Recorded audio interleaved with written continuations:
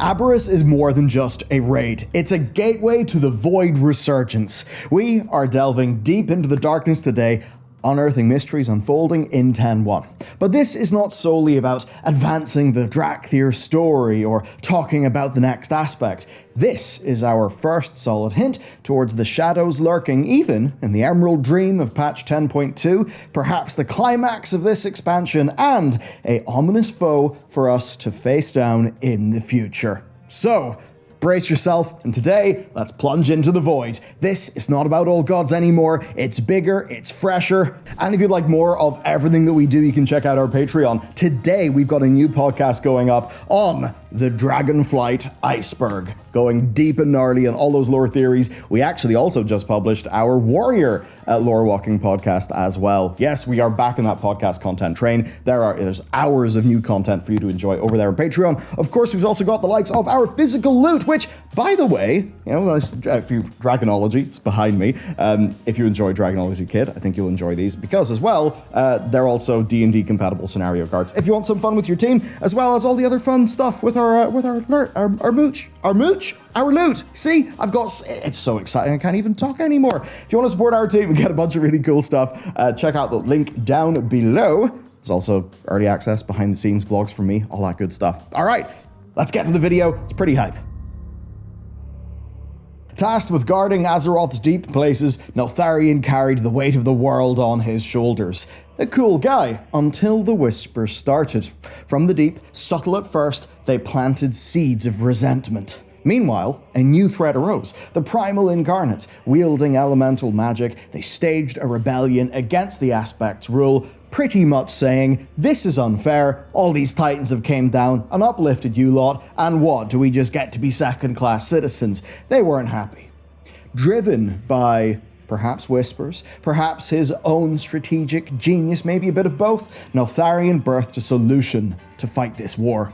A secret army trained at the Forbidden Reach. Yet the whispers grew louder, sowing more doubts about the Titans and their grand plans, whispering promises of power. New knowledge in hand, Neltharion played his riskiest card, and beneath the Isles, he had carved out a secret lab, a place kept hidden even from his own flight, a cradle for his darkest experiments, the Drakthir, Shadowflame, and a link to the Void Plane itself, and that is a connection that lingers to this very day. Now, Aberrus isn't just some ancient relic. Despite a 10,000-year absence of mortals, Deathwing may have hung out there even during the Second War. Exhibit A, this sword, Ashkandar, Fall of the Brotherhood, is related, of course, to its cousin, Ashkandi. Now, Ashkandi bears the initials AL, almost certainly, Anduin Lothar, the leader of the Brotherhood of the Horse, who, unluckily, ended up being some of the first human Death Knights. You see, Orgrim Doomhammer found this Brotherhood's secret training camp. He led a lethal ambush and handed Gul'dan an all-you-can-raise buffet of Death Knights. This sword, then, sure does hint at Deathwing's role in this ambush. Perhaps he's the guy who tipped the Horde off and told them that's where the Brotherhood were. You see, when the Horde first invaded Azeroth, the old gods nudged Deathwing to assist, leading to his very influential position amongst the orcs. He even took on a temporary orc form, becoming one of Doomhammer's top advisors. So, that we see Ashkandar, Fall of the Brotherhood in this raid, it very much does prove that it's almost certainly Deathwing who gave the Brotherhood's location to the Horde, witnessed the slaughter, and fled back to Aberrus with this as his trophy. But Aberrus' deepest secrets are rooted far, far in the past. Even though the Drakthir were created to fight a glorious war against the Incarnates, they were still created with much darkness inside them. And I'm not talking about the Black Dragon essence. Funnily enough, it was drained from them at a point, and kind of ironically, it was the Black Dragon essence that gave them an additional degree of free will, and we will soon see the ability to help and augment others in the form of the third Evoker spec that is coming soon. But no, it's not that. Neltharion was not happy with combining the power of the 5 flights. He also wanted to infuse them with some of the new, more void power that he had found. This clearly did not work, as Aberrus very much looks like a dumping ground of failed experiments, many of course that we end up fighting. But still, these remnants represent the blueprint for the Black Dragonflight's historical plots. The Drakthir, mortal will fused with the power of the Flights, mirrors his son Neltharion's attempt to concoct the chromatic dragonflight, and his prime consort Neltharia's creation of the void-infused twilight dragonflight. Even despite some failures, Neltharion hatched many apocalyptic plans and found many forms of power in Aberrus. One of them is Shadowflame. Shadowflame, central to the mysteries of Aberrus. It may seem fresh to Azeroth's tapestry of magic, but it is actually something that's haunted us since Neltharion, Deathwing's son, wielded it in Blackwing Lair, all the way back in vanilla. But of course, its birth date is millennia back in Aberrus, where Neltharion, succumbing to the Whispers, yearned to wield the power of the Void and to meld it with the powers of his domain, in this case, some of that elemental magic.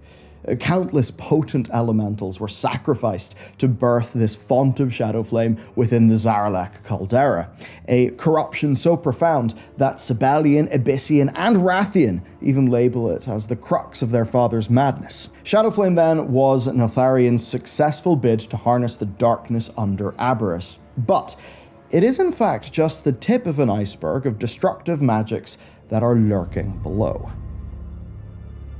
Okay, now it's time to get into the more massive stuff. So, after 20,000 years of stasis, the Drakthir wake up, sporting free will and a boatload of questions. They still heed the command of their Scale commanders, who mostly agree to battle the Incarnates alongside the Aspects, essentially to follow their original purpose. Sarkareth, however, bucks this trend, drawn in by a voice echoing from Aberrus, a voice he thinks is that of his creator. That very same voice cried out to Sibelian and Rathian, driving them apart as their emotions ran high. Of course, as we see play out in 10.1. Yet, this was not their father's calling. It was, in fact, not an echo of Neltharion. It was something else entirely. So, we chased Sarkareth across the Isles as he followed the Incarnates, who, knowing that they were being followed, were the entire time trying to lead Sarkareth, and us, to Aberrus. The answer to why is because the Incarnates thought that the darkness of Aberrus would tear the Drakthir apart, and of course do the same to our Black Dragon allies. But Sarkareth didn't find Neltharion's legacy or the future of the Drakthir. Instead, he found the Void. Not the old gods, the Void itself.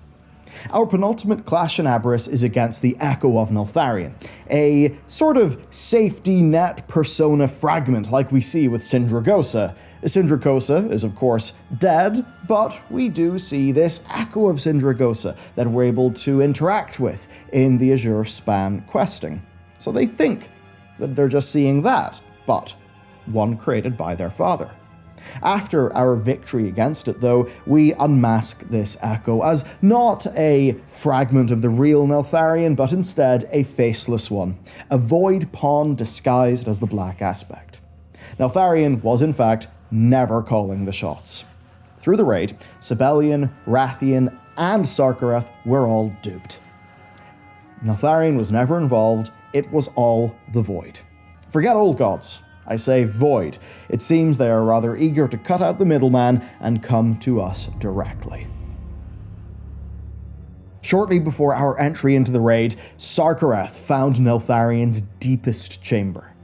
The very bowels of Aberrus where the deepest secrets existed. This place is called the Edge of the Void, and that is literal, because there's a huge void portal.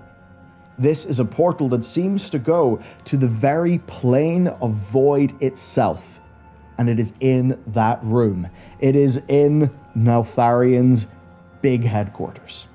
That honestly means a humongous amount, and everything about this chamber oozes void. It's not the surprise, tentacle, purple old god feeling that we're used to, though. Look closely, it's deep blue. It looks like a picture from outer space. It is totally different than what we've experienced before in places like Ny'alotha, and that is reflected in so many parts of the Sarkareth encounter. If you were to think that Void and Cosmos meant Star Augur Atreus, no, it's not that. When we fought Star Augur, all the Void stuff that he showed us up in space was purple. It was old gods. It was planets covered in tentacles. But this is something different. A cloak that drops from Sarkareth. And remember, Blizzard name boss loot in a lore-friendly manner. A little bit like how in the Dark Souls games it is the item flavor text that tells so much story, the same is beginning to happen in WoW. So he drops the voice of the silent star. This obviously sounds very cosmic, but it gets deeper. There is a trinket named the Beacon to the Beyond that literally tells us that we reach into the plane of void and redirect the orbit of Anshul, the Cosmic Wanderer. Now, this is a beacon. Beacons are something that you activate, and this quite literally is a trinket that players use. I mean, the storytelling here is fairly obvious. So what is Anshul? Is Anshul the void form of Anshe, the Tauren god of the sun? Does he have a dark form, like, say, the Naru do? And Blizzard are literally hard world building the void with the effect of a trinket. I think they are. What about the void-touched curio? This is what drops from Sarkareth and can be turned into a piece of tier gear of your desire. And yes, players have loved it, but from a lore perspective, it does have rather menacing text. Its description calls it a fascinating and menacing omen. So, I think this quite literally is an omen to the void that has also dropped off the guy who drops a beacon to the beyond. But the two biggest things are these. Number one, the Edge of Void has these massive, busted chains. Something was locked up down there. It could be just any old powerful void creature, but it could also be something to do with that fifth old god that we're pretty damn sure is canon now. Of course, this was based off annotated pages from Neltharion's private collection that we found back on the Forbidden Reach, another one of his important testing grounds. So, what did Neltharion have down there? What did the void give him? It seems so intentional for us not to find out what was once chained up there that it's obviously something being set up for the future. To get a picture of what that is, we perhaps need to look at the other big thing, and that is the literal portal to the void. When Sarkareth finally goes down, he looks into the void and he realizes that Neltharion's legacy was never down there. That's something for the Black Dragonflight and the Drakthir to come to terms with without the insanity of what appears to be their father's whispers in their brain. What Sarkareth actually found was empty nothingness. And that was the final twist of the knife for that character. The achievement for downing Sarkareth is named Heir to the Void. In a way, it does cap off the tragic part of that character's arc. He's convinced that he's going to find his legacy, yet all that he found was the hunger of the void. And what is void? In a way, it's all-consuming nothingness. It is no wonder, then, that he felt utterly empty as he passed. What can we glean from this? Well, if you look around Aberrus, it sure doesn't seem like a Titan facility, does it? I mean, it really doesn't. Look around, you don't see the usual Titan trappings. It doesn't look like an old god prison. So the idea then is, what was down there? What was chained up? You could even say, oh, well, what if Anshul was chained up? Anshul broke out of its chains, is now known as the Wandering Star, and that's what's going on. Currently, it is a realm of pure speculation. But what we can do is tie it into where this expansion may be going next. We are going to the Emerald Dream in patch 10.2, and this actually makes a lot of the Void stuff quite a bit more relevant. How do we know this? Well, number one, there's a fairly heavy-handed tease that is seen at the end of the 10.1 campaign. But in addition to that, some data mined bits of gear, I believe it was the icons for the gear, they essentially said Emerald Dream Outdoor, matching the naming convention of Black Dragon Outdoor, which is how much of the gear from this current patch was labeled in the game files. So back in Battle for Azeroth, we had to empower the Heart of Azeroth with the essences of the 5 flights, essentially making a sort of new mini Dragon Soul. I mean, hey, it worked in Deathwing, so it, souped up, should work on his boss. And that's what's going on when we try to, of course, defeat N'Zoth. But while we were doing that, we noticed the green dragons did not respond. So we hopped into the Emerald Dream, only to find it overran with void creatures. They were not red like that of the Emerald Nightmare, but they were blue. They were purple like the true void. We helped Marithra clear the place out, but we could only tidy the place up a bit. The void infection was just too deep.